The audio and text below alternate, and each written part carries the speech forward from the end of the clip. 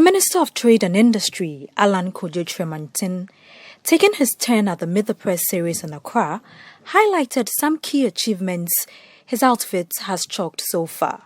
Speaking on one of government's most touted policies, the One District, One Factory, Mr. Kyerematen disclosed that soon some young Ghanaians will become owners of factories thanks to a $400 million grant from the Chinese government. This, he said, will help solve the country's graduate unemployment challenges. Districts, in some communities, you may have an abundance of, let's say, some agricultural commodities. It's not that you are now going to farm these products. It's already there, watermelon, oranges. In this case, our view and our proposal has been that let us bring in smaller processing plants.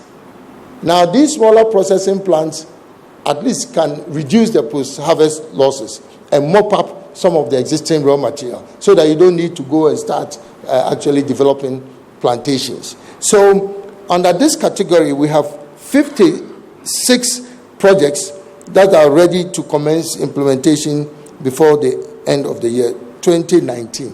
But the interesting thing is that we don't want to leave the youth of this country out of this 1D, 1F program.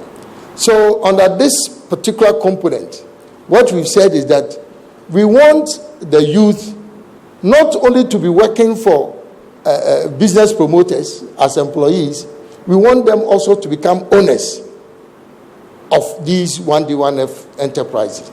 And to start them off, each of these 56 districts, we are going to put together groups of tertiary graduates, maybe 50 of them in a particular group, and we are going to corporatize them. We create a company for them, and then they will have a grant to buy the processing equipment which they will use in processing for the particular.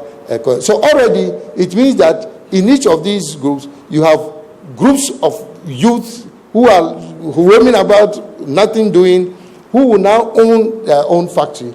Nonetheless, he said more than 100 factories are at different stages of completion, with 33 more expected to be set up by the end of the year. 79 projects at various stages of implementation, 79. Now, for purposes of clarification, this 79 is made up of 57 companies that are currently in operation, and then 22 projects that are under construction.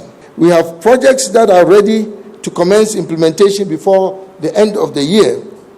Now, these are being financed by local participating banks, and we've been working with about 6 or 7 banks. So they've gone through their credit appraisal process, and we know that by the end of the year, at least another 33 would have then graduated from the banks, and then they would have started implementation. Given a sectorial distribution of the 1D, 1F project, the minister said agro-processing had the highest percentage of 55% and 22% into agriculture. He further justified the recent incentive package and tax waivers for the policy, saying it showed government's commitment to it.